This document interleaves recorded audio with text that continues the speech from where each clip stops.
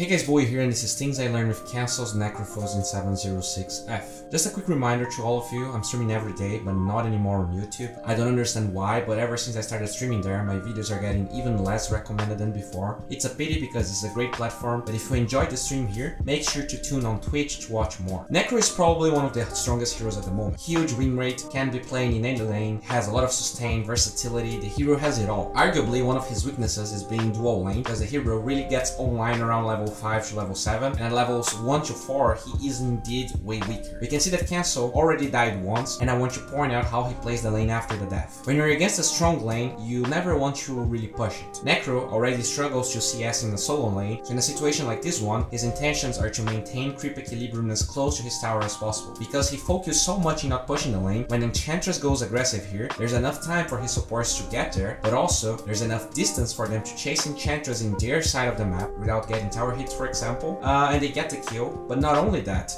after that kill, the lane is still pushing towards Cancel, which means that he will be able to keep farming safely, but more importantly, he's gonna be able to regen.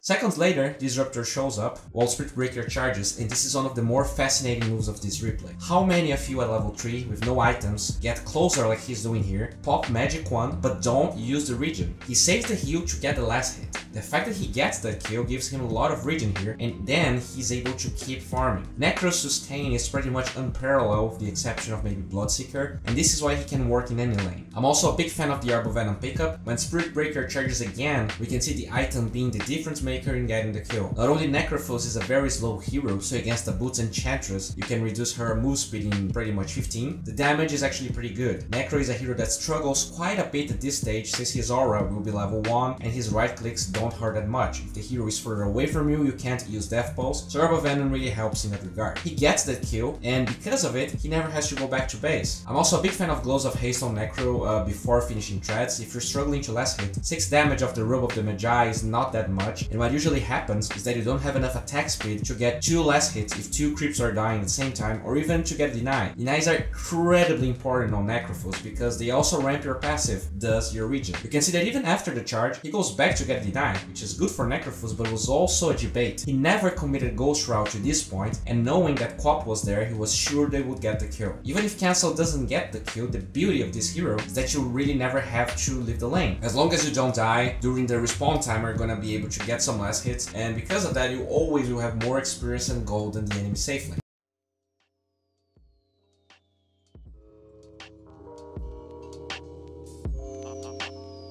This might feel like it's a good idea, after all he's not getting every last hit, but Cancel's boldness on this hero doesn't cease to impress me. In other fights, he knew his team was close, and he went for these aggressive Ghost Shrouds into heal plays, but in this case he was alone, and pay attention how he saves the magic stick, and more importantly, how he keeps trying to get last hits and denies while the enemy harass him. Since he didn't commit the charge right away, that translates in more mana and HP regen, he's able to get just enough mana to use heal, which in turn heals Enchantress, saving him from the Spirit Breaker charge. That heal eventually gives him the mana to ult after Omni Knight heal, and this is just disaster for the Radiance. Extremely well played from Cancel though, and it opened my eyes to how aggressive this hero can be played when you actually know what you're doing. When you get to level 7, the amount of mana regen you get by killing 4 creeps is more than you spend casting Death Pulse. This means that you can farm ridiculously fast and without using any resources besides your time to do it. Farming your lane and the large camp is something you need to be doing at all times, and I just want to show something quite cute that Cancel does here. A few moments before, he saw Disruptor in that area warding, and I feel like he blocked his camp on purpose so that Enchantress, if she had vision, was not able to sneak in and steal the large creep to harass him. Maybe Spirit Breaker charges as well, and that can be quite dangerous. Quite an interesting move that I wanted to share with you guys. Just a little bit afterwards, he starts manning up on Enchantress on a trade that to the naked eye seems very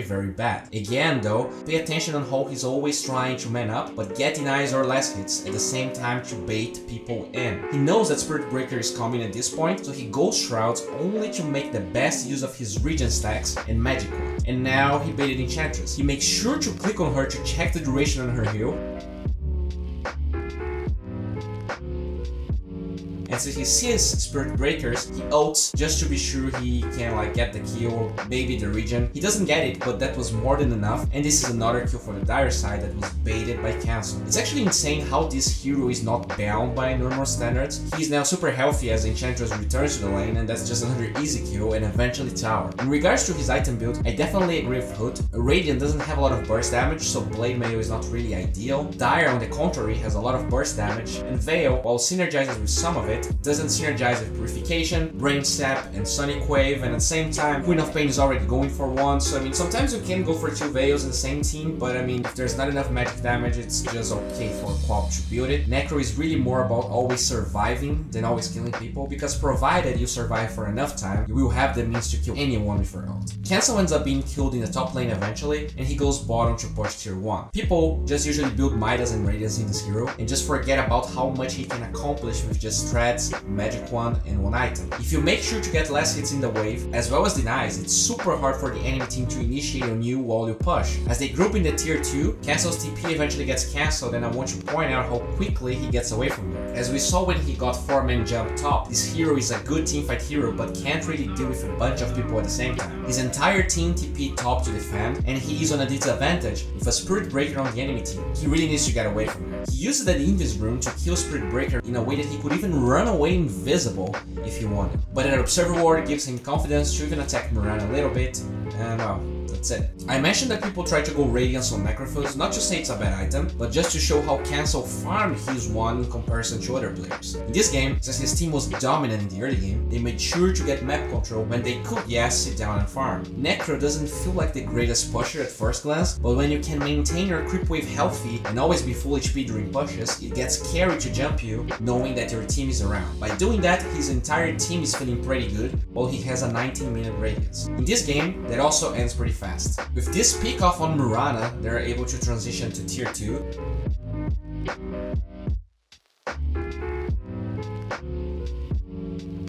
With the pick off on Enchantress, they can go for tier 3.